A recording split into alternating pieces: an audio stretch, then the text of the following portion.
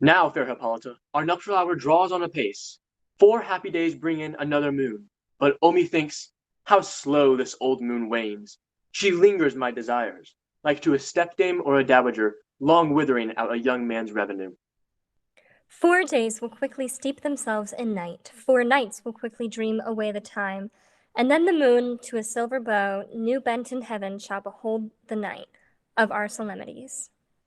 Hippolyta, I wooed thee with my sword, and won thy love, doing thee injuries. But I will wed thee in another keep, with pomp, with triumph, and with revelling. Happy be Theseus, our renowned duke. Thanks, good Egeus. What's the news with thee? Full of vexation come I, with complaint against my child, my daughter, Hermia. Stand forth, Demetrius, my noble lord. This man hath my consent to marry her. Stand forth, Lysander, and my gracious duke. This man hath bewitched the bosom of my child.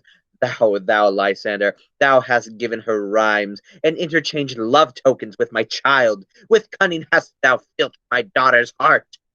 Turned her obedience, which is due to me, stubborn harshness, and my gracious duke.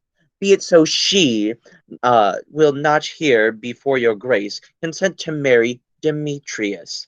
I beg the ancient privilege of Athens, as she is mine, I may dispose of her, which shall be either to this gentleman or to her death, according to our law, immediately provided in that case. What say you, Hermia? Be advised, fair maid. To you your father should be as a god, one that composed your beauties, yea, and one to whom you are but as a form in wax, by him imprinted and within his power, to leave the figure or disfigure it. Demetrius is a worthy gentleman. So is Lysander. In himself he is, but in this kind, wanting your father's voice, the other must be held the worthier. I would my father looked but with my eyes. Rather, your eyes must with his judgment look. I do entreat your grace to pardon me. I know not by what powers I am made bold, nor how it may concern my modesty. In such a presence here to plead my thoughts, but I beseech your grace that I may know the worst that may befall me in this case, if I refuse to wed Demetrius. Either to die the death, or to abjure forever the society of men. Therefore, fair Hermia, question your desires. Know of your youth, examine well your blood, whether, if you yield not to your father's choice, you can endure the livery of a nun. Thrice blessed they that master so their blood, to undergo such maiden pilgrimage, but earthlier happy is the rose distilled, than that which withering on the virgin thorn grows, lives, and dies in single blessedness. So will I grow, so live, so die, my lord, ere I will my virgin patent up unto his lordship whose unwished yoke my soul consents not to give sovereignty. Take time to pause, and by the next new moon, the sealing day betwixt my love and me, for everlasting bond of fellowship. Upon that day, either prepare to die for disobedience to your father's will, or else to wed Demetrius as he would, or on Diana's altar to protest for high austerity and single life. Relent, sweet Hermia, and Lysander, yield thy crazed title to my certain right. You have her father's love, Demetrius. Let me have Hermia's. Do you marry him? Scornful Lysander, true, he hath my love, and what is mine, my love shall render him. And she is mine, and all my right of her I do estate unto Demetrius. I am, my lord, as well derived as he, as well possessed. My love is more than his, my fortunes every way as fairly ranked, if not with vantage as Demetrius's. And, which is more than all these boasts can be, I am beloved of beauteous Hermia. Why should not I then prosecute my right? Demetrius, I'll avouch it to his head. Made love to Nader's daughter, Helena, and won her soul. And she, sweet lady, dotes, devoutly dotes in idolatry upon this spotted and inconsistent man. I must confess that I have heard so much, and with Demetrius thought to have spoke thereof. But being over full of self-affairs, my mind did lose it. But Demetrius, come, and come, Egeus, you shall go with me. I have some private schooling for you both. For you, fair Hermia, look to arm yourself to fit your fancies to your father's will, or else the law of Athens yields you up. which by no means we may extenuate, to death or to a vow of single life. Come, my Hippolyta, what cheer, my love? Demetrius and Egeus, go along. I must employ you in some business against our nuptial, and confer with you of something nearly that concerns yourselves. With duty and desire, we follow you. How now, my love? Why is your cheek so pale? How chance the roses there do fade so fast? Belike for want of rain, which I could well beteem them from the tempest of my eyes. Ay me, for aught that I could ever read, could ever by tale or history, the course of true love never did run smooth. But either it was different in blood, O cross, too high to be enthralled to low. or else misgraft in respective years, O spite, too old to be engaged to young. or else it stood upon the choice of friends, O hell, to choose love by another's eyes. or if there were a sympathy in choice, war, death, or sickness did lay siege to it, making it momentary as a sound, swift as a shadow, short as any dream, brief as the lightning in the colleague night that in a spleen unfolds both heaven and earth. And ere a man hath power to say, behold, the jaws of darkness do devour it up. So quick bright things come to confusion. If then true lovers have been ever crossed, it stands as an edict in destiny. Then let us teach our trial patience, because it is a customary cross, as due to love as thoughts and dreams and sighs, wishes and tears, poor fancy followers. A good persuasion. Therefore hear me, Hermia. I have a widow aunt, a dowager of great revenue, and she hath no child. From Athens is her house, remote 7 leagues, and she respects me as her only son. There, gentle Hermia, may I marry thee? And to that place the sharp Athenian law cannot pursue us. If thou lovest me then, steal forth thy father's house tomorrow night, and in the wood a league without the town, where I did meet thee once with Helena, to do observance to a morn of May, there will I stay for thee. My good Lysander, I swear to thee by Cupid's strongest bow, by his best arrow with the golden head, by the simplicity of Venus's doves, by that which kenneth souls and prospers love, by all the vows that ever men have broke, in number more than ever woman spoke, in the same place thou hast appointed me, tomorrow truly will I meet with thee. Keep promise, love. Look, here comes Helena. Godspeed, fair Helena. Whither away? Call you me fair? That fair again unsay. Demetrius loves your fair, oh happy fair! Your eyes are lodestars, and your tongue's sweet air more tunable than lark to shepherd's ear, when wheat is green, when hawthorn buds appear. Sickness is catching, oh, where favor so. Yours would I catch, fair Hermia, ere I go. My ear should catch your voice, my eye your eye, my tongue should catch your tongue's sweet melody. Were the world mine, Demetrius being baited, the rest I'd give to be to you translated. Oh, teach me how you look, and with what art you sway the motion of Demetrius's heart. I frown upon him, yet he still loves me. Oh, that your frowns would teach my smiles such skill. I give him curses, yet he gives me love. Oh, that my prayers could such affection move. The more I hate, the more he follows me. The more I love, the more he hateth me. His folly, Helena, is no fault of mine. None but your beauty, would that fault were mine. Take comfort. He no more shall see my face. Lysander and myself will fly this place. Helen, to you our minds we will unfold. Tomorrow night when Phoebe doth behold her silver visage in the watery glass, decking with liquid pearl the bladed grass. A time that lovers' flights doth still conceal, through Athens' gates have we devised to steal. And in the wood where often you and I upon faint primrose beds were wont to lie, empty our bosoms of their counsel sweet, there my Lysander and myself shall meet, and thence from Athens turn away our eyes to seek new friends in strangers' companies. Farewell, sweet playfellow, pray thou for us, and good luck grant thee thy Demetrius. Keep word, Lysander, we must starve our sight from lovers' food till morrow deep midnight. I will, my Hermia. Helena, adieu, as you on him, Demetrius, dote on you. How happy some are, other some can be, though Through Athens I am thought as fair as she, but what of that? Demetrius thinks not so.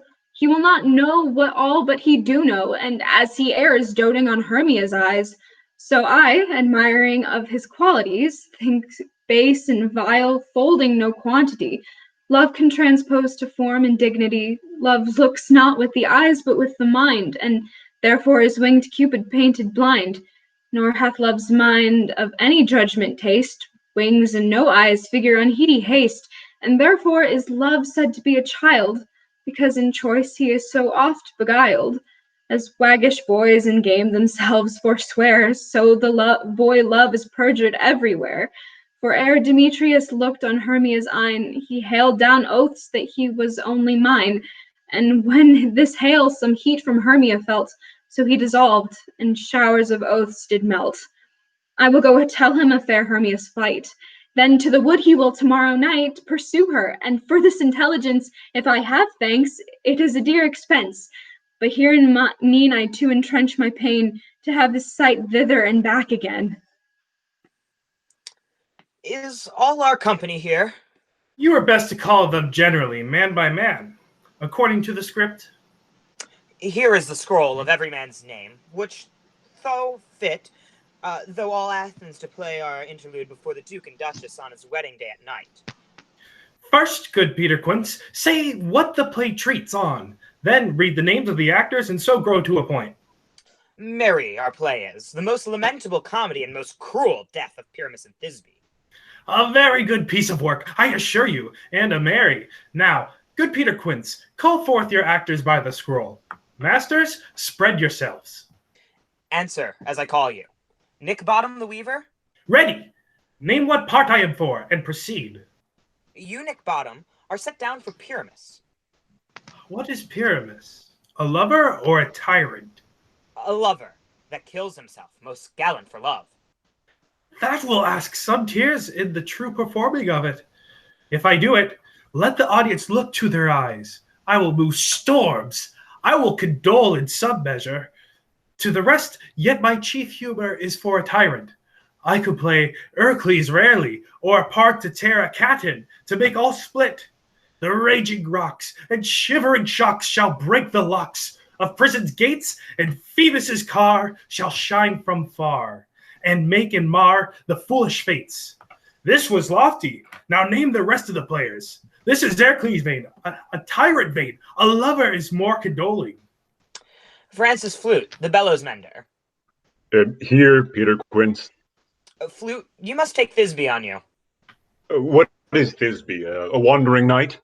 It is a lady that Pyramus must love. Nay, faith, let me not play a woman. I have a beard coming. That's all one. You shall play it in mask, and you may speak as small as you will. And I may hide my face. Let me play Thisbe too.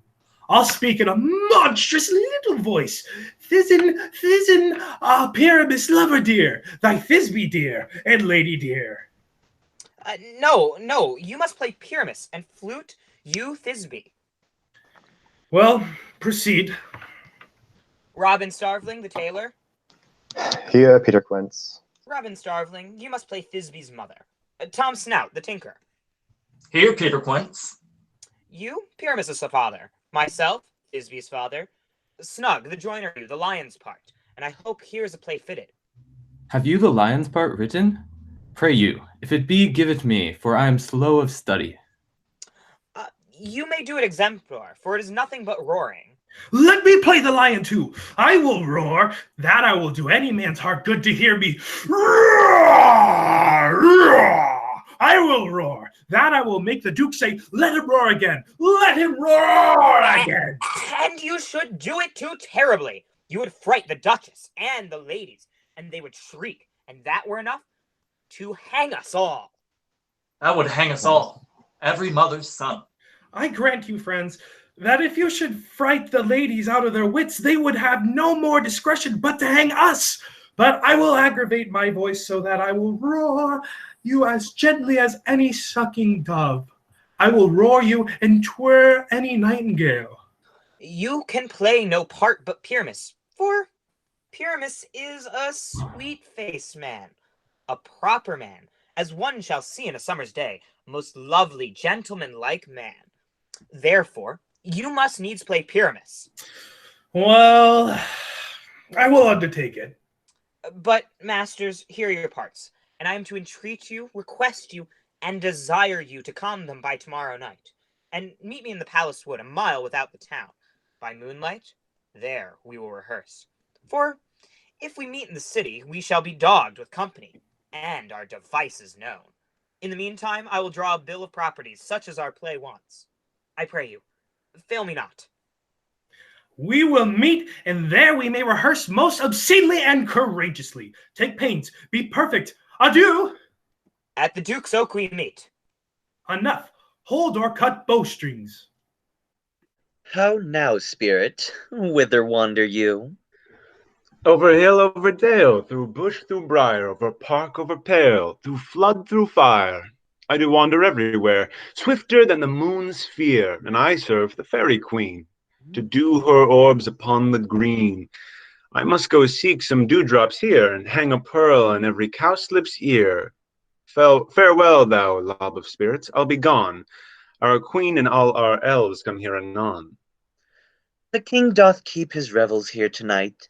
Take heed the queen come not within his sight, for Oberon is passing fell in wrath, because that she as her attendant hath a lovely boy stolen from an Indian king. She never had so sweet a changeling. And jealous Oberon would have the child, knight of his train, to trace the forest wild. But she perforce withholds the loved boy, crowns him with flowers, and makes him all her joy. And now they never meet in grove or green, by fountain clear or spangled starlight sheen, but they do swear that all their elves for fear creep into acorn cups and hide them there.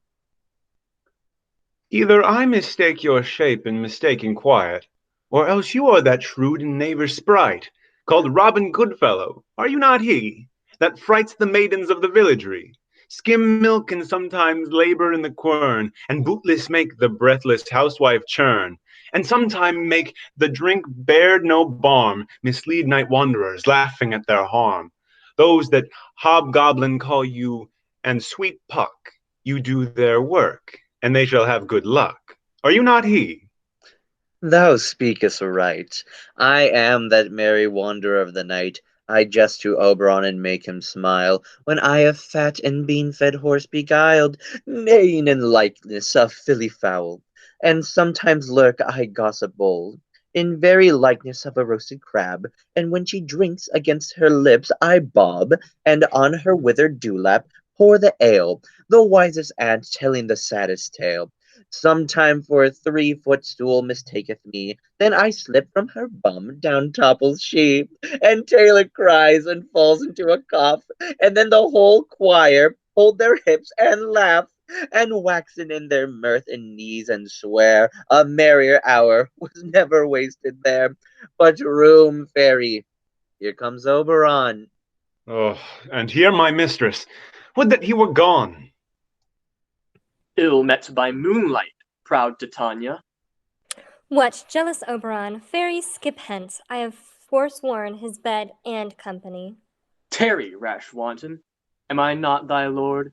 Then I must be thy lady, but that, forsooth, the bouncing Amazon, your buskined mistress and your warrior love, to Theseus must be wedded, and you come to give their bed joy and prosperity. How canst thou thus for shame, Titania, glance at my credit with Hippolyta, knowing I know thy love to Theseus?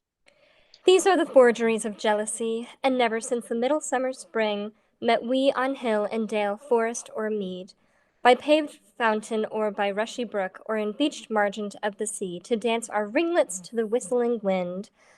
But with thy brawls thou hast disturbed our sport. Therefore the winds, piping to us in vain, as in revenge, have sucked up from the sea contagious fogs, which, falling in the land, have thy every pelting river made so proud, that they have overborne their continents. The ox hath therefore stretched his yoke in vain, the ploughman lost his sweat, and the green corn hath rotted ere his youth attained a beard.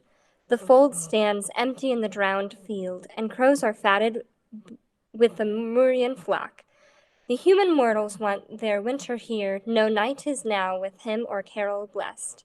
Therefore the moon, the governess of floods, pale in her anger, washes all the air, that rheumatic diseases do abound, and through this distemperature we see the seasons alter, hoary-headed frosts far in the fresh lap of thy crimson rose, and on old winter's thin and icy crown, an odorous chaplet of sweet summer buds, is, as in mockery, set. The spring, the summer, the chilling autumn, angry winter, change their wonted liveries in the mazed world.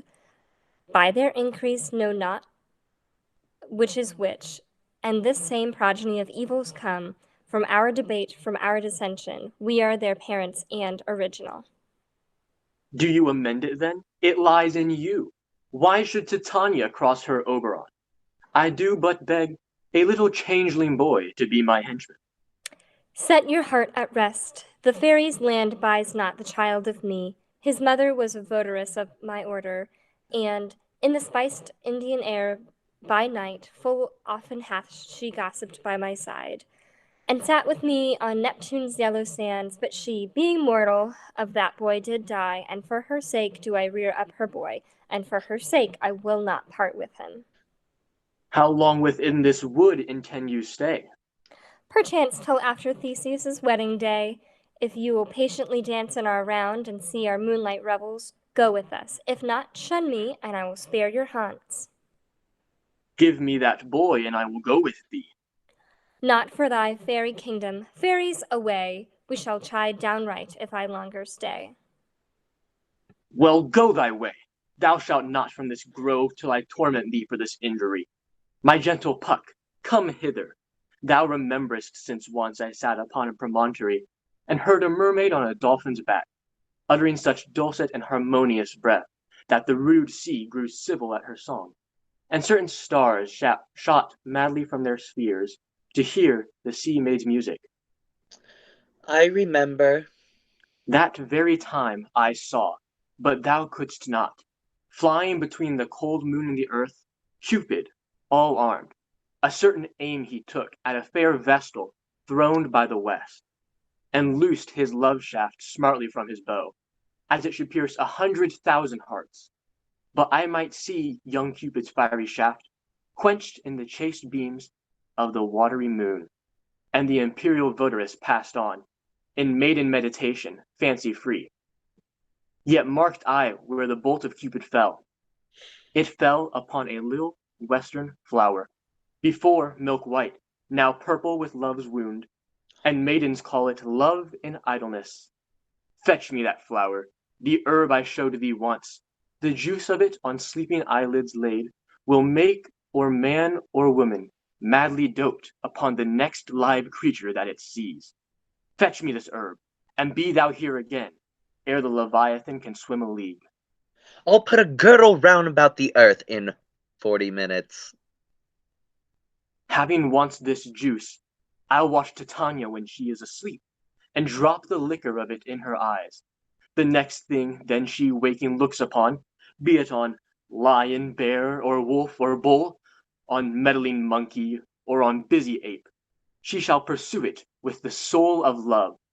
And ere I take this charm from off her sight, as I can take it with another herb, I will make her render up her page to me. But who comes here? I am invisible, and I will overhear their conference. I love thee not, therefore pursue me not. Where is Lysander and fair Hermia? The one I'll slay, the other slayeth me. Thou toldst me they were stolen into this wood, and here am I, and woed within this wood, because I cannot meet my Hermia. Hence, get thee gone, and follow me no more. You draw me, you hard-hearted adamant, but yet you draw not iron, for my heart is true as steel.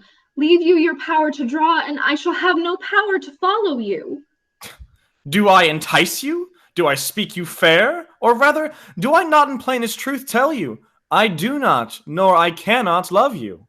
And even for that do I love you the more. I am your spaniel, and Demetrius, the more you beat me, I will fawn on you. Use me but as your spaniel. Spurn me, strike me, neglect me, lose me, only give me leave, unworthy as I am, to follow you. What worser place can I beg in your love, and yet a place of high respect with me, than to be used as you use your dog? Tempt not too much the hatred of my spirit, for I am sick when I do look on thee. And I am sick when I look not on you. You do impeach your modesty too much, to leave the city and commit yourself into the hands of one that loves you not, to trust the opportunity of night and the ill counsel of a desert place with the rich worth of your virginity. Your virtue is my privilege. For that it is not night when I do see your face. Therefore I think I am not in the night, nor doth this wood lack worlds of company, for you and my respect are all the world. Then how can it be said I am alone when all the world is here to look on me? I'll run from thee, and hide me in the brakes, and leave thee to the mercy of wild beasts. The wildest hath not such a heart as you. Run when you will, the story shall be changed. Apollo flies, and Daphne holds the chase. I will not stay thy questions. Let me go, or, if thou follow me, do not believe but I shall do thee mischief in the wood. Aye, in the temple, in the town, the field, you do me mischief. Fie, Demetrius, your wrongs do set a scandal on my sex. We cannot fight for love as men may do. We should be wooed, and we're not made to woo. I'll follow thee and make a heaven of hell, to die upon the hand I love so well. Fare thee well, nymph, ere he do leave this grove. Thou shalt fly him, and he shall seek thy love. Hast thou the flower there? Welcome, wanderer. Aye, there it is. I pray thee, give it me. I know a bank where the wild thyme blows, where oxlips and the nodding violet grows, quite over canopied with luscious woodbine, with sweet musk roses, and with eglantine. There sleeps Titania some time of the night, lulled in these flowers with dances and delight. And there the snake throws her enameled skin, weed wide enough to wrap a fairy in, and with the juice of this I'll strike her eyes, and make her full of hateful fantasies. Take thou some of it, and seek through this grove. A sweet Athenian lady is in love. With a disdainful youth anoint his eyes, but do it when the next thing he espies may be the lady. Thou shalt know the man by the Athenian garments he hath on. Affect it with some care, that he may prove more fond on her than she upon her love. And look thou meet me ere the first cock crow. Fear not, my lord, your servant shall do so. Then to your offices and let me rest. Hence, away. Now all is well. What thou seest when thou dost wake, do it for thy true love take. Love and languish for his sake. Be it ounce or cat or bear, pard or boar with bristled hair. In thy eye that shall appear, when thou wakest, it is thy dear. Wake when some vile thing is near. Fair love, you faint with wandering in the wood, and to speak troth, I have forgot our way. Will rest us, Hermia, if you think it good, and tarry for the comfort of the day. Be it so, Lysander, find you out of bed, for I upon this bank will rest my head. One turf shall serve as pillow for us both, one heart, one bed, two bosoms, and one troth. Nay, good Lysander, for my sake, my dear, lie further off yet, do not lie so near. Oh, take the sense, sweet, of my innocence. Love takes the meeting in love's conference. I mean that my heart unto yours is knit, so that but one heart we can make of it. Two bosoms interchained with an oath, so then two bosoms in a single troth. Then by your side no bedroom he deny, for lying so, Hermia, I do not lie. Lysander riddles very prettily. Now much beshrews my manners my pride, if Hermia meant to say Lysander lied. But, gentle friend, for love and courtesy, lie further off in human modesty.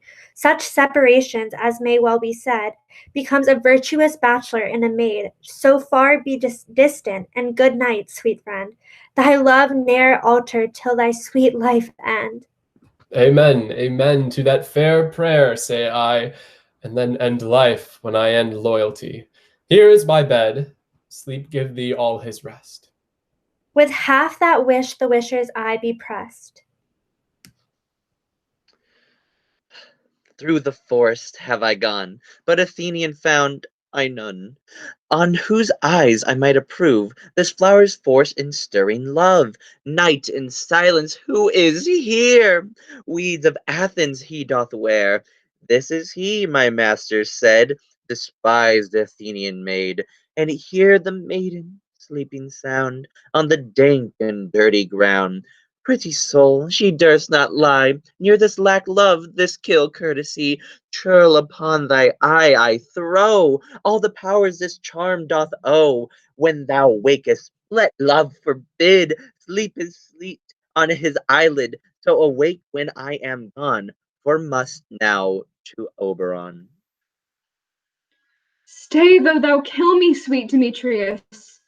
I charge thee hence, and do not hunt me thus. Oh, wilt thou, darkling, leave me? Do not so. Stay on thy peril. I alone will go. Oh, I am out of breath in this fond chase. The more my prayer, the lesser is my grace.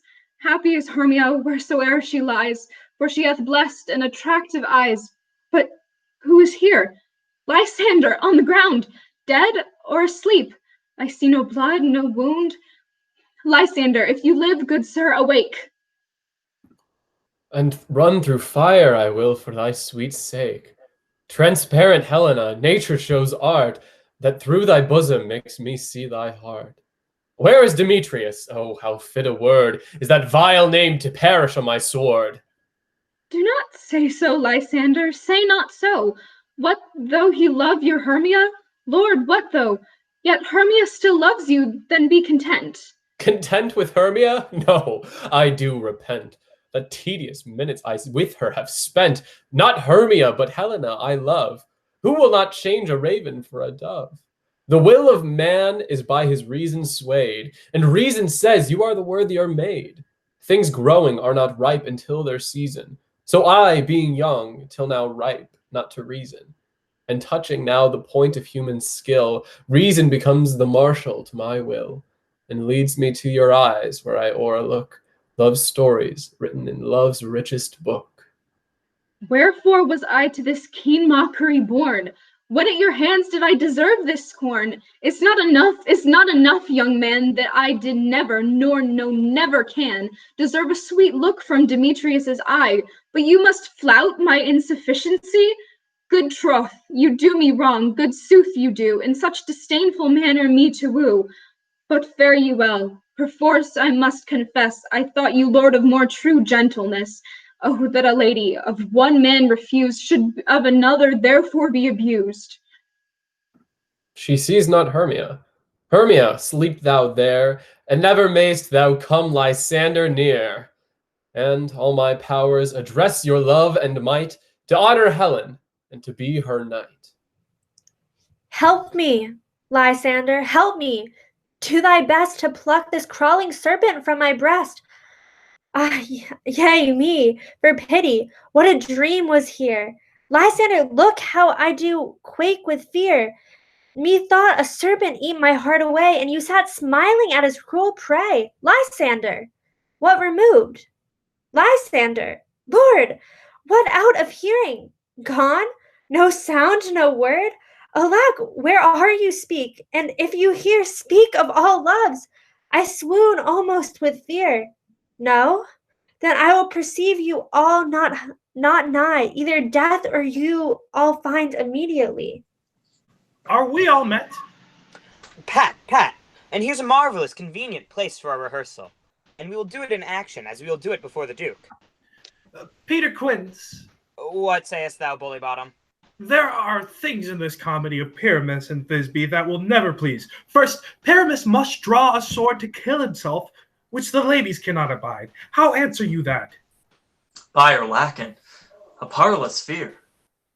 I believe we must leave the killing out when all is done. Not a whit. I have a device to make all well. Write me a prologue, and let the prologue seem to say, we will do no harm with our swords, and that Pyramus is not killed indeed. And for the more better assurance, tell them that I, Pyramus, am not Pyramus, but Bottom the Weaver. This will put them out of fear.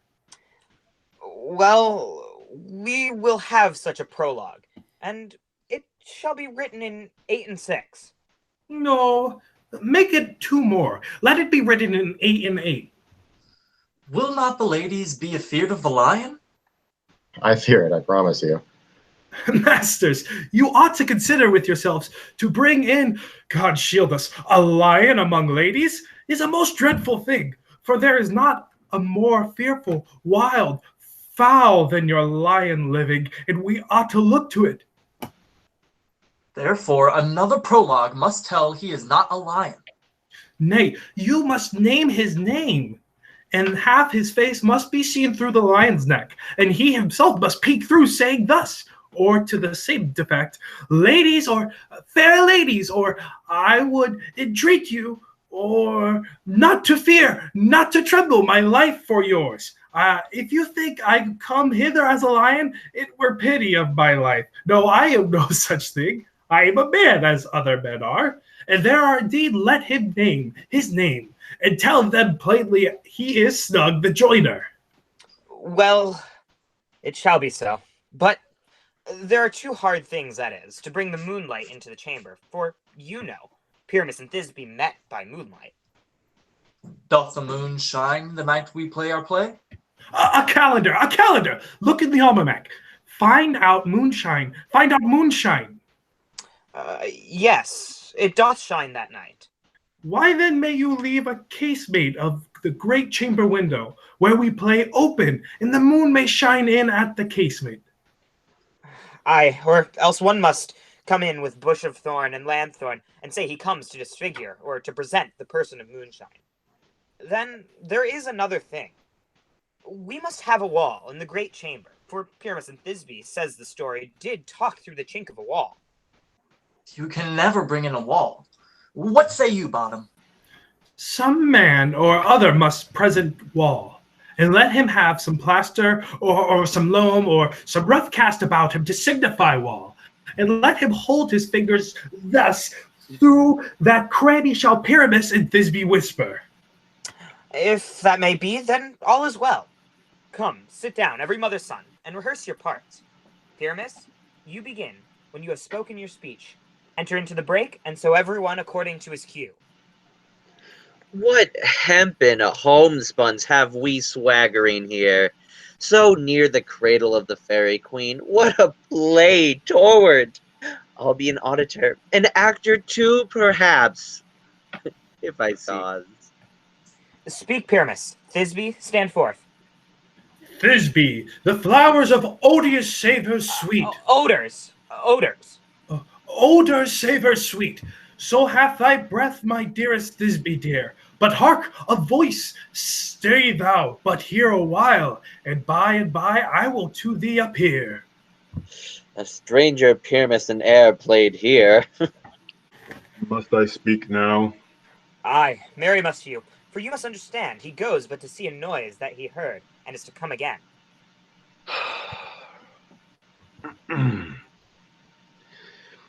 Most radiant Pyramus,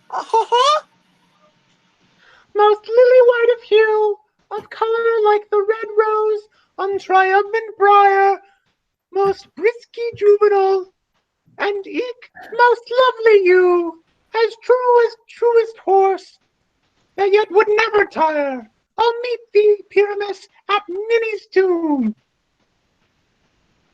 And why must you speak that? Yet you answer to Pyramus. You speak all your part at once, cues and all. Pyramus, enter. Your cue is past. It was never tire. Oh. As true as truest horse, that yet would never tire. If I were fair, Thisbe, I were only thine. Oh, monstrous! Oh, strange! We are haunted! Pray, masters, fly, masters, help! I'll follow you. I'll lead you about and round, through bog, through bush, through brake, through briar. Sometimes a horse I'll be, sometimes a hound, a hog, a headless bear, sometimes a fire, and neigh and bark and grunt and roar and burn like horse, hound, hog, bear, fire at every turn. Why do they run away? This is a knavery of them, to make me afeard. Oh, bottom, thou art changed. What do I see on thee? What do you see? You see an asshead of your own, do you? Bless thee, bottom, bless thee! Thou art translated! I see their knavery. This is to make an ass of me, to fright me, if they could. But I will not stir from this place. Do what they can. I will walk up and down here, and I will sing. That they shall hear. I am not afraid. Ah, so cock so black of hue, hee-haw, with orange and tawny bill. The throstle with his note so true, hee-haw. The wren with little hee-haw quill. What angel wakes me from my flowery bed? The finch, hee-haw, the sparrow and the lark, the plain-sung cuckoo gray, hee-haw, whose note hee-haw full many a man doth mark, and dares not enter, hey, nay. I pray thee, gentle mortal, sing again. Mine ear is much enamored of thy note, and so is mine eye enthralled to thy shape, and thy fair virtue's force perforce doth move me, on the first view to say, to swear, I love thee. Methinks, mistress, you should have little reason for that. And yet, to say the truth, reason and love keep little company together nowadays. The more the pity that some honest neighbors will not make them friends. Thou art as wise as thou art beautiful. Not so, neither. But if I had wit enough to get out of this wood, I have enough to serve mine own turn. Out of this wood do not desire to go. Thou shalt remain here, whether thou wilt or no. I am a spirit of no common rate. The summer still doth tend upon my state, and I do love thee. Therefore go with me. I'll give these fairies to attend on thee, and they shall fetch thee jewels from the deep, and sing while thou on pressed flowers dost sleep. And I will purge thy mortal grossness so that thou shalt, like an airy spirit, go. Peaseblossom, Cobweb, Moth, and Mustardseed. Ready. And I. And I. And I. Where shall we go? Be kind and courteous to this gentleman. Hop in his walks and gambol in his eyes. Feed him with apricots and dewberries, with purple grapes, green figs, and mulberries. The honey bags steal from the humble bees, and for night tapers crop their waxen thighs. And light them at the fiery glowworm's eyes, to have my love to bed and to arise, and pluck the wings from painted butterflies, to fan the moonbeams from his sleeping eye. Nod to him, elves, and do him courtesies. Hail, mortal. Hail. Hail. Hail. I cry your worship's mercy heartily. I beseech your worship's name. Cobweb. I shall desire you more acquaintance, good master Cobweb. If I cut my finger, I shall make bold with you. Your name, honest gentleman? Peaseblossom. I pray you, commend me to Mr. Squash, your mother, and to Master Peascod, your father. Good Master Peaseblossom, I shall desire you more acquaintance too. Your name, I beseech you, sir? Mustardseed. Good Master Mustardseed, I know your patience well. That same cowardly, giant-like ox beef hath devoured many a gentleman of your house. I promise you your kindred have made my eyes water ere now. I desire your more acquaintance, good master. Mustardseed? Come, wait upon him. Lead him to my bower. The moon, methinks, looks with a watery eye, and when she weeps, weeps every little flower, lamenting some enforced chastity. Tie up my love's tongue, bring him silently. I wonder if Titania be awaked. Then, what it was that next came in her eye, which she must dote on in extremity. Here comes my messenger. How now, mad spirit? What night rule now about this haunted grove? My mistress with a monster is in love. Near to her close and consecrated bower, while she was in her dull and sleeping hour, a crew of patches, rude mechanicals, that work for bread upon Athenian stalls, were met together to rehearse a play.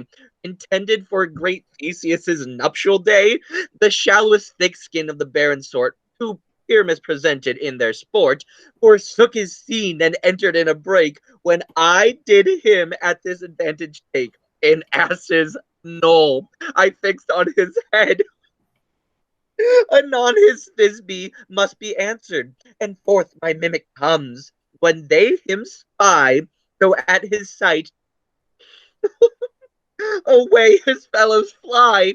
I led them on in this distracted fear, and left sweet Pyramus translated there. When in that moment, so it came to pass, Titania waked, and straight away loved an ass. This falls out better than I could devise. But hast thou yet lashed the Athenians' eyes with the love juice, as I did bid thee do? I took him sleeping, that is finished too, and the Athenian woman by his side, that when he waked, of force she must be eyed. Stand close. This is the same Athenian. This is the woman, but not this the man. Oh, why rebuke you him that loves you so? Lay breath so bitter on your bitter foe. Now I but chide, but I should use thee worse, for thou, I fear, hast given me cause to curse. If thou hast slain Lysander in his sleep, being over shoe and blood, plunge in the deep, and kill me too, would he have stolen away from sleeping Hermia? It cannot be but thou hast murdered him. So should a murderer look so dead, so grim. So should the murdered look, and so should I, pierced through the heart with your stern cruelty. Yet you, the murderer, look as bright as clear as yonder Venus in her glimmering sphere. What's this to my Lysander? Where is he? Ah, good Demetrius, wilt thou give him me? I had rather give his carcass to my hounds. Out, dog, out, cure. Thou drivest me past the bounds of maiden's patience. Hast thou slain him then? Henceforth be never numbered among men. You spend your passion on a misprized mood.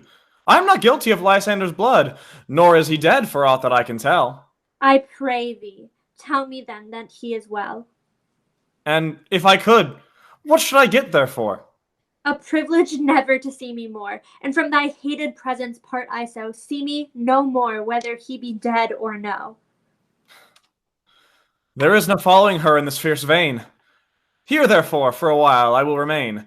So sorrow's heaviness doth heavier grow, for a debt that bankrupt sleep doth sorrow owe, which now in some slight measure it will pay, if for his tender here I make some stay.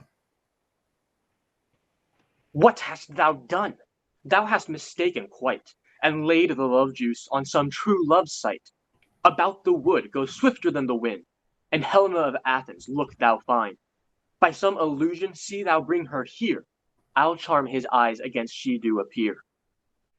I go! Look how I go! Swifter than arrow from Tartar's bow. Flower of this purple dye, hit with Cupid's archery, sink an apple of his eye, when his love he doth espy. Let her shine as gloriously as the Venus of the sky. When thou wakest, if she be by, beg of her for remedy. Captain of our fairy band, Helena is here at hand, and the youth mistook by me, pleading for a lover's fee. Shall we their fond pageant see, Lord? What fools these mortals be! Stand aside. The noise they make will cause Demetrius to awake. Then wilt two at once woo one, that must needs to be sport alone, and those things do best please me, that befall preposterously. Why should you think that I should woo in scorn? Scorn and derision never come in tears. Look, when I vow, I weep, and vows so born, in their nativity all truth appears. How can these things in me seem scorn to you, bearing the badge of faith to prove them true? You do advance your cunning more and more, when truth kills truth, O devilish holy fray. These vows are Hermia's. Will you give her o'er? Weigh oath with oath, and you will nothing weigh. Your vows to her and me, put into scales, will even weigh, and both as light as tails. I had no judgment when to her I swore. Nor none in my mind, now you give her o'er. Demetrius loves her, and he loves not you. Oh, Helena, goddess, nymph, perfect, divine, To what, my love, shall I compare thine eyne? Crystal is muddy. Oh, how ripened show thy lips, those kissing cherries tempting grow. When thou hold'st up thy hand, oh, let me kiss this princess of pure white, this seal of bliss. Oh, spite! Oh, hell! I see you all are bent to set against me for your merriment. If you were civil and knew courtesy, you would not do me thus much injury. Can you not hate me, as I know you do? But you must join in souls to mock me too. If you were men as men you are in show, you would not use a gentle lady so, to vow and swear and superpraise my parts, when I am sure you hate me with your hearts. You both are rivals and love Hermia, and now both rivals to mock Helena. A trim exploit, a manly enterprise, to conjure tears up in a poor maid's eyes. You are unkind, Demetrius. Be not so, for you love Hermia. This you know I know. And here, with all goodwill, with all my heart, in Hermia's love I yield you up my part. And yours of Helena to me bequeath, whom I do love and will to my death. Never did mockers waste more idle breath. Lysander, keep thy Hermia, I will none. If e'er I loved her, all that love is gone. My heart to her but as a guest-wise sojourned, and now to Helen is at home returned, there to remain. Helen, it is not so. Disparage not the faith thou dost not know, lest to thy peril thou buy it dear. Look, where thy love comes, yonder is thy dear. Dark night that from the eye his function takes, the ear more quick of apprehension makes. Wherein it doth impair the seeing sense, it pays the hearing double repent. Thou art not mine eye, Lysander, found. Mine ear, I thank it, brought me to thy sound. But why unkindly dost thou leave me so? Why should he stay, whom love doth press to go? What love could press Lysander from my side? Lysander's love, that would not let him bide. Fair Helena, who more engilds the night than all you fiery O's and eyes of light.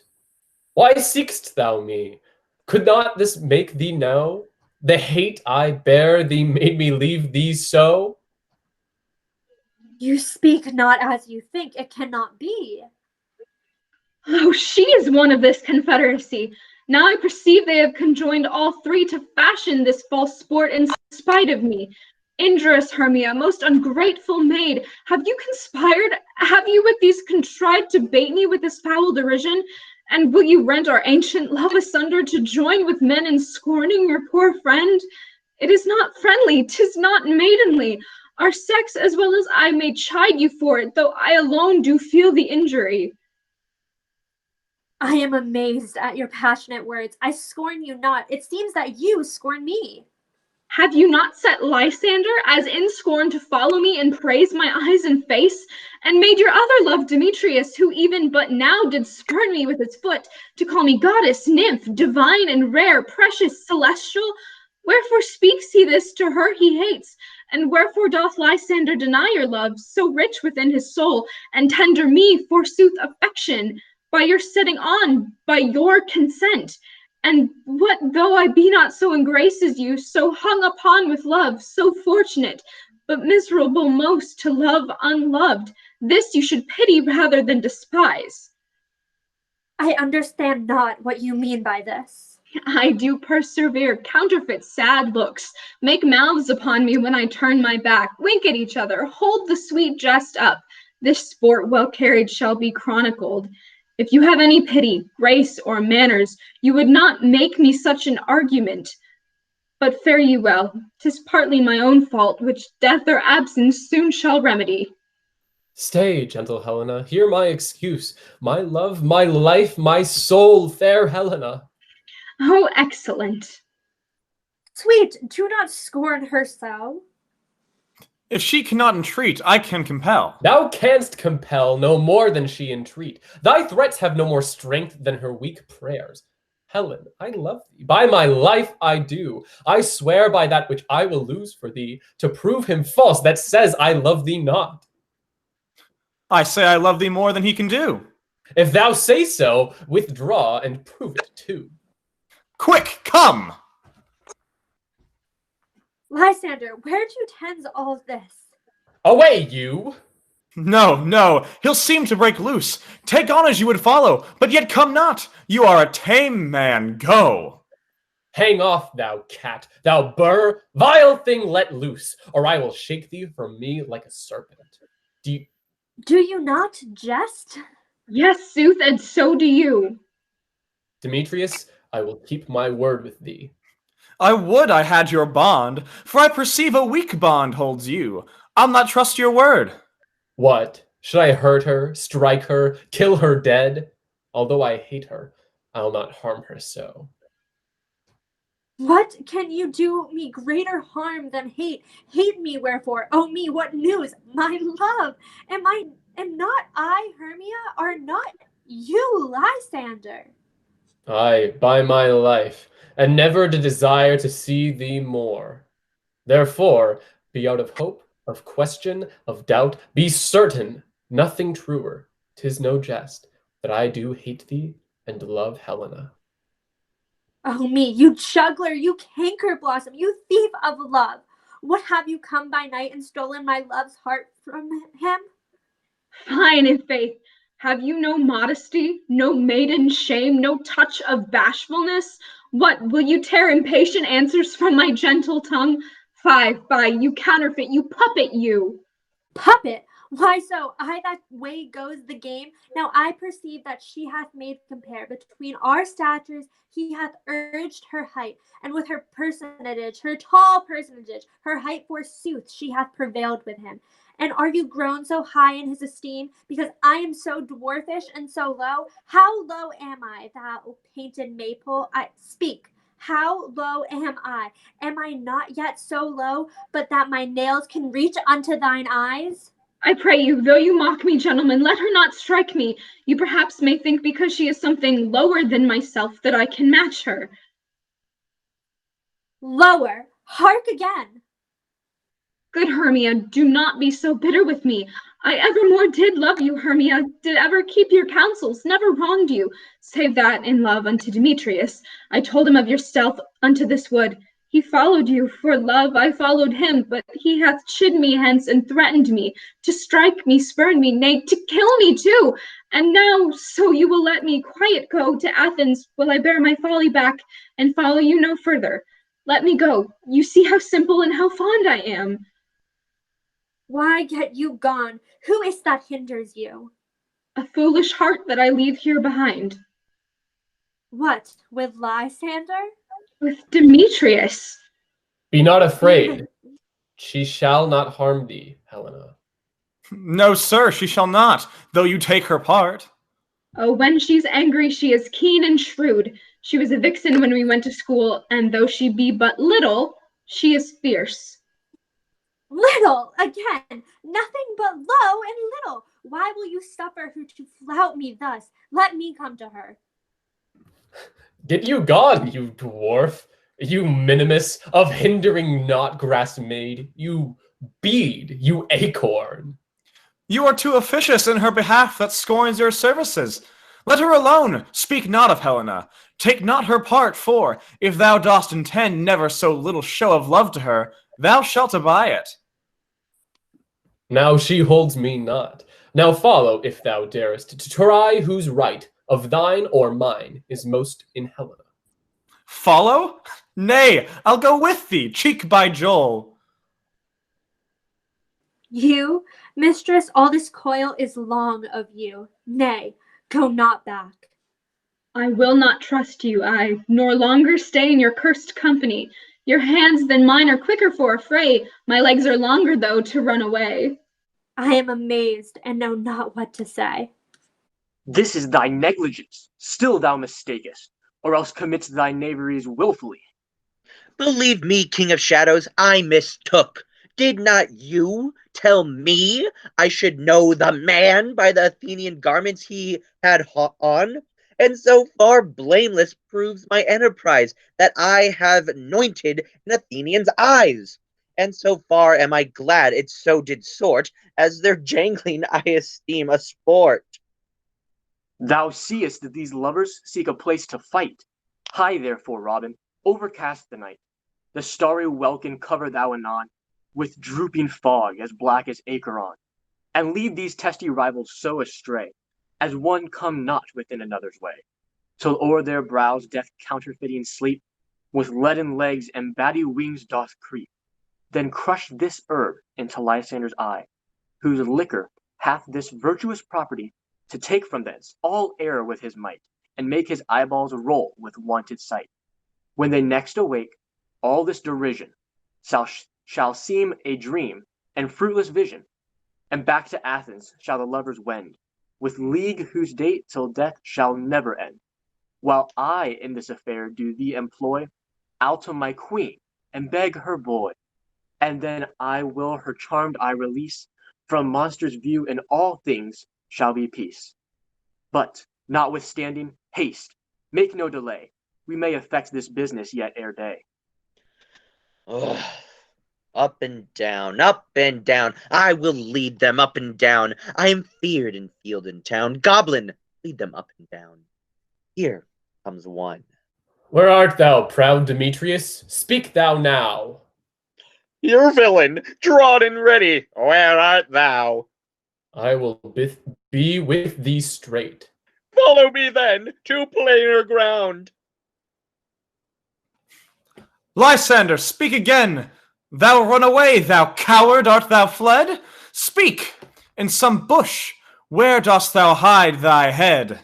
Thou coward, art thou bragging to the stars, telling the bushes that thou lookest for wars, and wilt not come? Come, recreant, come, thou child, I'll whip thee with a rod. He is defiled that draws a sword on thee.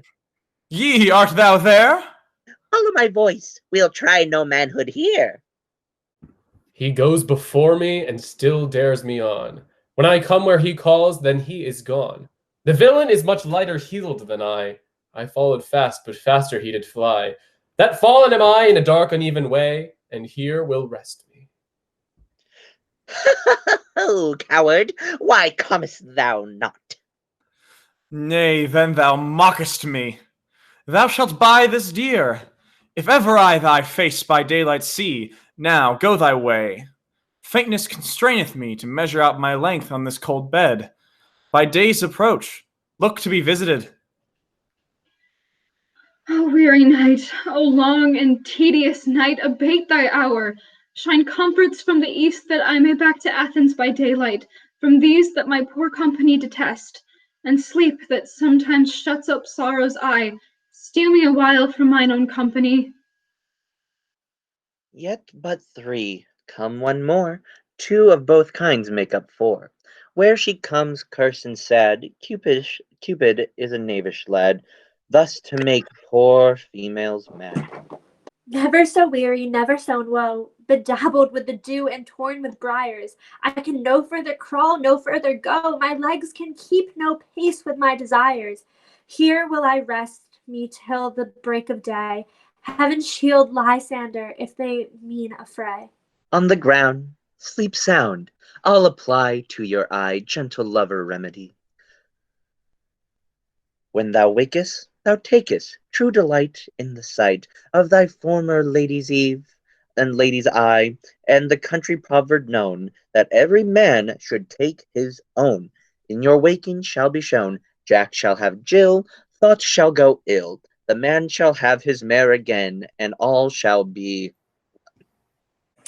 Come, sit thee down on this flowery bed, while I thy amiable cheeks do coy, and stick musk roses in thy sleek smooth head, and kiss thy fair large ears, my gentle joy. Where's Peaseblossom? Ready. Scratch my head, Peaseblossom.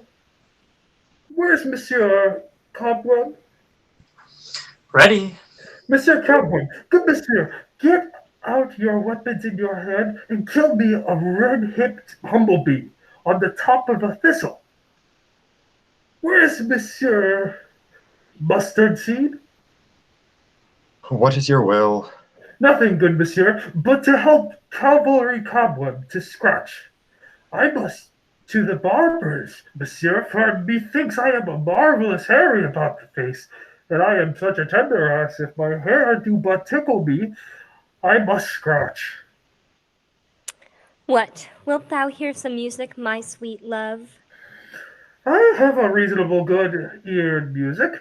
Let's have the tongues and the bones. Or say, sweet love, what thou desirest to eat? Truly a pick provender. I could munch your good dry oats. Methinks I have a great desire to a bottle of hay. Oh, sweet hay hath no fellow. I have a venturous fairy that shall seek the squirrel's hoard and fetch these new nuts.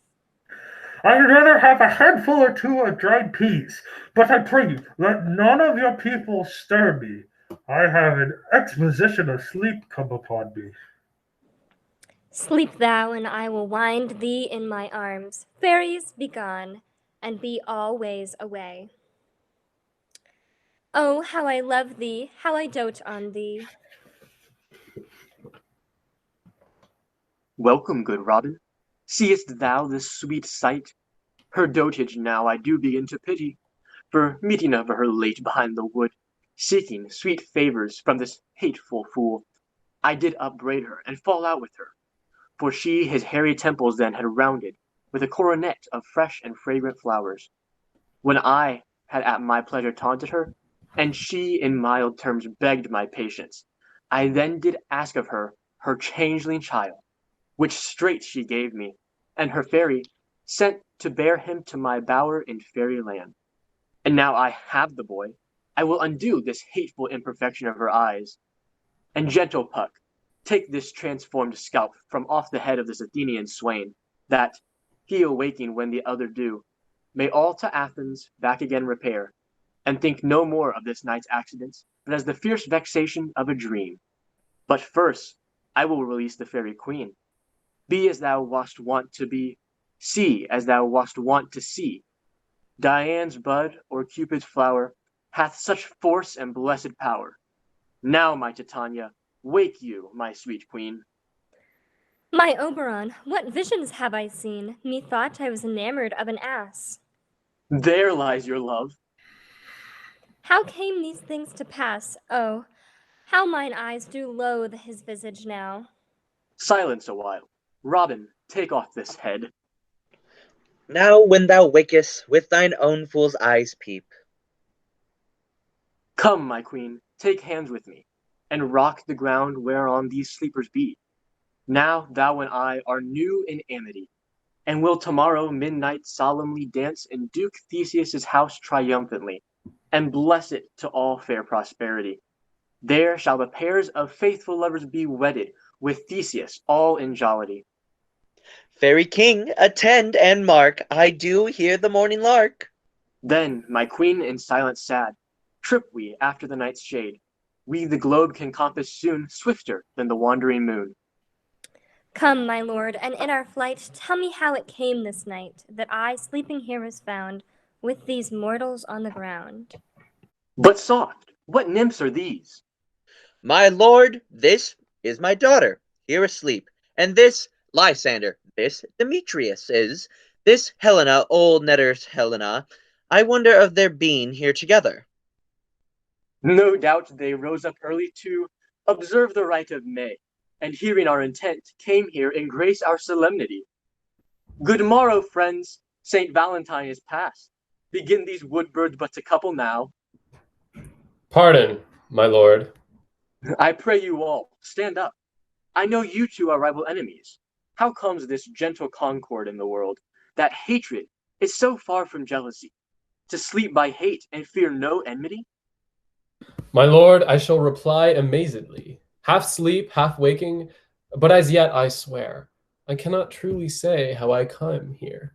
But, as I think, for truly would I speak, and now do I bethink me, so it is. I came with Hermia hither. Our intent was to be gone from Athens, where we might, without the peril of the Athenian law.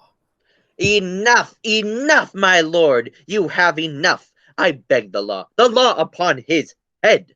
They would have stolen away, they would, Demetrius, thereby to have defeated you and me. you of your wife and me of my consent that she should be your wife. My lord, fair Helen told me of their stealth, of this their purpose hither to this wood, and I in fury hither followed them, fair Helena in fancy following me. But, my good lord, I wot not by what power, but by some power it is. My love to Hermia, melted as the snow, seems to me now as the remembrance of an idle god which in my childhood I did dote upon, and all the faith, the virtue of my heart, the object and the pleasure of mine eye, is only Helena. To her, my lord, was I betrothed ere I saw Hermia, but, like in sickness, did I loathe this food. But, as in health, come to my natural taste, now I do wish it, love it, long for it, and will forever more be true to it. Fair lovers, you are fortunately met. Of this discourse we more will hear anon. Egeus, I will overbear your will, for in the temple by and by with us these couples shall eternally be knit. And for the morning now is something worn. Our purposed hunting shall be set aside. Away with us to Athens, 3 and 3. We'll hold a feast in great solemnity. Come, Hippolyta. These things seem small and undistinguishable. Methinks I see these things with parted eye, when everything seems doubled. So methinks, and I have found Demetrius like a jewel, mine own and not mine own. Are you sure that we are awake? It seems to me that yet we sleep, we dream. Do not you think the Duke was here and bid us follow him? Yea, and my father. And Hippolyta. And he did bid us follow to the temple. Why then, we are awake. Let's follow him, and by the way, let us recount our dreams. When my cue comes, call me and I will answer. My next is most fair Pyramus. Hey ho, Peter Quince, Flute the bellows mender, Snout the tinker, Starveling. Oh, God's my life, stolen hence and left me asleep. I have had a most rare vision. I have had a dream. Past the wit of man to say what dream it was. Man is but an ass if he were to go about to expound on this dream. Methought I was... Oh, there is no man that can tell what. Methought I was... And methought I had... But man is but a patched fool if he will offer to say what methought I had. The eye of man hath not heard, the ear of man hath not seen, the man's hand is not able to taste, his tongue to conceive, nor his heart to report what my dream was. I will get Peter Quince to write a ballad of this dream. It shall be called Bottom's Dream because it hath no bottom. Have you sent to Bottom's house? Has he come home yet? He cannot be heard of. Out of doubt he is transported. If he come not, then the play is marred. It goes not forward, doth it? It is not possible. You have not a man in all Athens able to discharge Pyramus but he. No, he hath simply the best wit of any handicraft man in Athens. Yea, and the best person too. And he is very paramour for a sweet voice. You must say paragon. A paramour is, God bless us, a thing of naught. Where are these lads? Where are these hearts? Bottom. Oh, most courageous day. Oh, most happy hour. Masters, I am to discourse wonders, but ask me not what, for if I tell you I am no true Athenian, I will tell you everything right as it fell out. Let us hear, sweet Bottom. Not a word of me. All that I will tell you is that the Duke hath dined. Get your apparel together, good strings to your beards, new ribbons to your pumps. Meet presently at the palace. Every man look o'er his part, for the short and the long is our play is preferred. In any case, let Thisbe have clean linen, and let not him that plays the lion pare his nails, for they shall hang out for the lion's claws. And most dear actors, eat no onions nor garlic, for we are to utter sweet breath. And I do not doubt but to hear them say it is a sweet comedy. No more words. Away. Go away. 'Tis strange, my Theseus, that these lovers speak of. More strange than true. I never may believe these antique fables nor these fairy toys. Lovers and madmen have such seething brains, such shaping fantasies, that apprehend more than cool reason ever comprehends. The lunatic, the lover, and the poet are of imagination all compact. One sees more devils than vast hell can hold. That is, the madman, the lover, all is frantic, sees Helen's beauty in a brow of Egypt. The poet's eye, in fine frenzy rolling, doth glance from heaven to earth, from earth to heaven. And as imagination bodies forth the forms of things unknown, the poet's pen turns them to shapes, and gives to airy nothing a local habitation and a name. Such tricks hath strong imagination, that if it would but apprehend some joy, it comprehends some bringer of that joy. Or in the night, imagining some fear, how easy is a bush supposed a bear? But all the story of the night told over, and their minds transfigured so together, more witnesseth than fancy's images, and grows to something of great constancy, but howsoever strange and admirable. Here come the lovers, full of joy and mirth.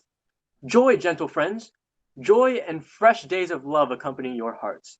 Come now, what masks, what dances shall we have to wear away this long age of 3 hours, between our after supper and bedtime? Where is our usual manager of mirth? What revels are in hand? Is there no play to ease the anguish of a torturing hour? A play there is, my lord, some 10 words long, which is as brief as I have known a play, but by 10 words, my lord, it is too long, which makes it tedious, for in all the play there is not one word apt, one player fitted. A tedious, brief scene of young Pyramus and his love Thisbe. Very tragical mirth. Merry and tragical, tedious and brief, that is, hot ice and wondrous strange snow. How shall we find the concord of this discord? What are they that do play it? Hard-handed men that work in Athens here, which never labored in their minds till now, and now have toiled their unbreathed memories with this same play against your nuptial. And we will hear it. No, my lord, it is not for you. I have heard it over, and it is nothing, nothing in the world. I will hear that play, for never anything can be amiss when simpleness and duty tender it. Go, bring them in, and take your places, ladies. So, please your grace, the prologue is addressed. Let him approach. If we offend, it is with our goodwill that you think we should come not to offend, but with our goodwill to show our simple skill, that it is the true beginning of our end. Consider then what we come into despite. We do not come as minding to contest you. Our true intent is all for your delight. We are not here that you should here repent to you. The actors are at hand, and by their show you shall know that they are like to know. This fellow doth not stand upon points. He hath rid his prologue like a rough colt. He knows not to stop. A good moral, my lord. It is not enough to speak, but to speak true. Indeed, he hath played on his prologue like a child on a recorder, a sound, but not in government. His speech was like a tangled chain, nothing impaired, but all disordered. Who's next? Gentles, perchance you wonder at this show, but wonder on, till truth make all things plain. This man is Pyramus, if you would know. This beauteous lady, Thisbe is certain. This man with lime and rough cast doth present wall. That vile wall, which did these lovers sunder, and through walls chink. Poor souls, they are content to whisper, at which let no man wonder. This man with lanthorn, dog, and brush of thorn presenteth moonshine. For if you will know, by moonshine did these lovers think no scorn. To meet at Ninus' tomb, they're there to woo this grisly beast, which lion height by name. The trusty Thisbe comes first by night, did scare away, and rather did affright. And as she fled, her mantle she did fall, which lion vile with bloody mouth did stain. Anon comes Pyramus, sweet youth and tall, and finds his trusty Thisbe's mantle slain. Whereat, with bloody blameful blade, he bravely broached his boiling bloody breast. And Thisbe, tearing in the mulberry shade, his dagger drew, and died. For all the rest, let lion, moonshine wall, and lovers twain at large discourse, while here they do remain. I wonder if the lion be to speak. No wonder, my lord. One lion may, when many asses do. In this same interlude, it doth befall that I, one Snout, present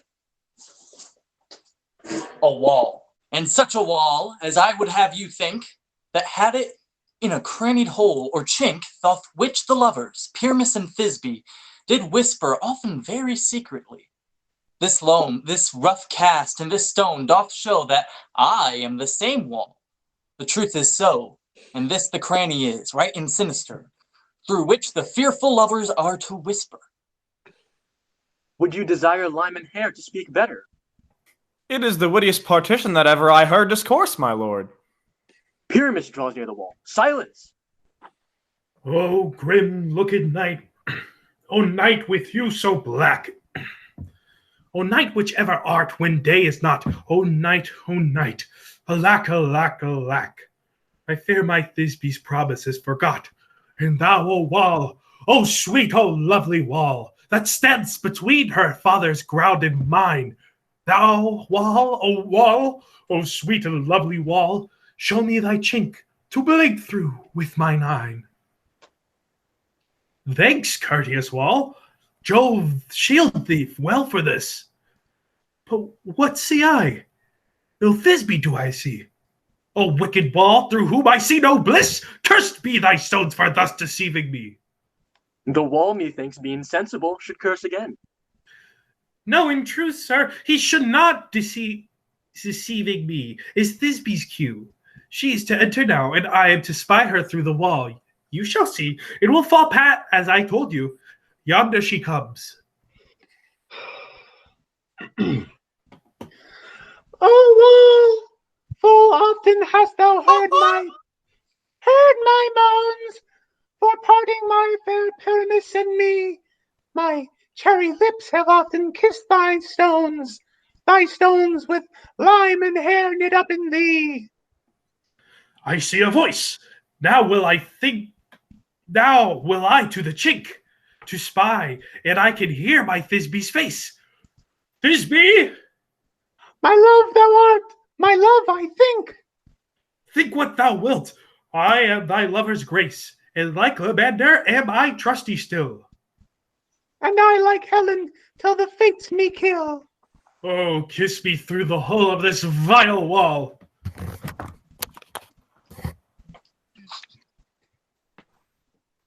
I kiss the wall's hole, not your lips at all. Wilt thou at Ninny's tomb straight away? Tide life, tide death, I come without delay. Thus have I, wall, my part discharged so, and being done, thus wall away doth go. This is the silliest stuff ever I heard. You, ladies, you, whose gentle hearts do fear the smallest monstrous mouse that creeps on the floor, may now perchance both quake and tremble here, when lion rough in wildest rage doth roar. Then know that I, one Snug the joiner, am a lion fell, nor else no lion's dam. For if I should, as lion, come in strife into this place, 'twere a pity on my life. A very gentle beast, of a good conscience. This lanthorn doth the horned moon present. He should have worn the horns on his head. He is no crescent, and his horns are invisible within the circumference. This lanthorn doth the horned moon present. Myself, the man, I the moon do seem to be. This is the greatest error of all the rest. The man should be put into the lanthorn. How is it else the man in the moon? I am aweary of this moon. Would he would change. It appears by his small lights of discretion that he is in the way, but yet, in courtesy, in all reason, we must stay the time. Proceed, moon. All I have to say is tell you that the lanthorn is the moon, I, the man in the moon, this thorn bush, my thorn bush, and this dog, My dog. This is old Ninny's tomb. Ninus!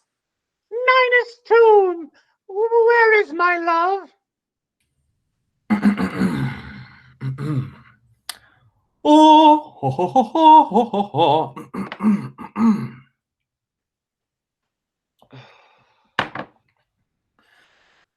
Roar. Ah! Well roared, lion. Well run, Thisbe. Well shone moon. Truly, the moon shines with a good grace. And then came Pyramus.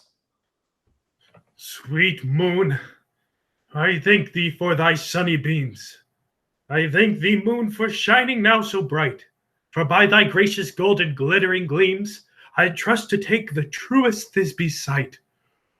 But stay, O spite, but mark, poor knight, what dreadful dole is here. Eyes do you see? How can it be? O dainty duck, oh dear, thy mantle good, what stained with blood? Approach, ye fairies fell. O fates, come, come, cut threat and thrum, quail crush, conclude and quell. This passion and the death of a dear friend would go near to make a man look sad. Beshrew my heart, but I pity the man. O wherefore, nature, didst thou lions frame? Since lion bile hath here deflowered, my dear. Devoured, my dear! Which is, no. Which was the fairest dame that lived, that loved, that liked, that looked with cheer? Come, tears confound, out sword and wound, the pap of Pyramus. I, that left pap where heart hath hop.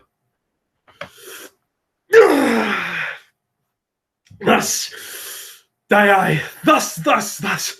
Now am I dead. Now am I fled. My soul is in the sky. Tongue, lose thy light. Moon, take thy flight. Now, die.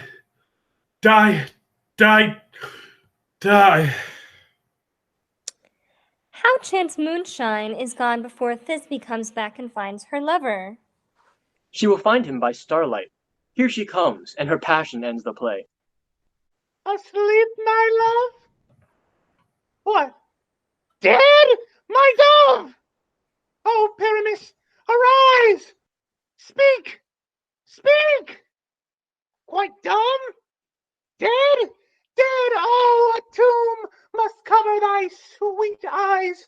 These my lips, this cherry nose, these yellow cowslip cheeks are gone! Lovers make moan. His eyes were green as leeks. Oh, sisters three, come to me with hands as pale as milk. Lay them in gore, since you have shore with shears his thread of silk. Tongue, not a word. Come, trusty sword, come blade my breast imbue.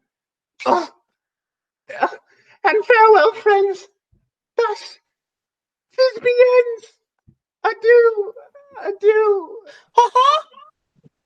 Go to hell. Adieu. Moonshine and Lion are left to bury the dead. Aye, and Wall too. No, assure you, the wall is down that parted their fathers. Will it please you to see the epilogue, or to hear a burgomask dance between two of our company?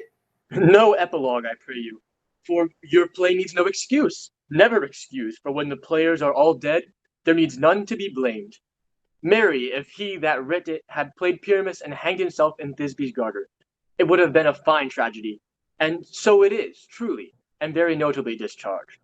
The iron tongue of midnight hath told 12. Lovers, to bed, 'tis almost fairy time. Fear we shall outsleep the coming morn, as much as we this night have overwatched. This palpable gross play hath well beguiled the heavy gate of night. Sweet friends, to bed. A fortnight hold we this solemnity, in nightly revels and new jollity. Now the hungry lion roars, and the wolf behowls the moon, whilst the heavy ploughman snores, all with weary task foredone. Now that the wasted brands do glow, whilst a screech owl screeching loud puts the wretch that lies in woe in remembrance of a shroud. Now it is the time of night that all the graves, all gaping wide, every one lets forth his sprite in the churchway past to glide, and we fairies that do run by the triple Hecate's team from the presence of the sun, following darkness like a dream. Now our frolic, not a mouse shall disturb this hallowed house. I am sent with broom before to sweep the dust behind the door. Through the house give gathering light, by the dead and drowsy fire. Every elf and fairy sprite hop as light as bird from briar. And this ditty after me, sing and dance it trippingly.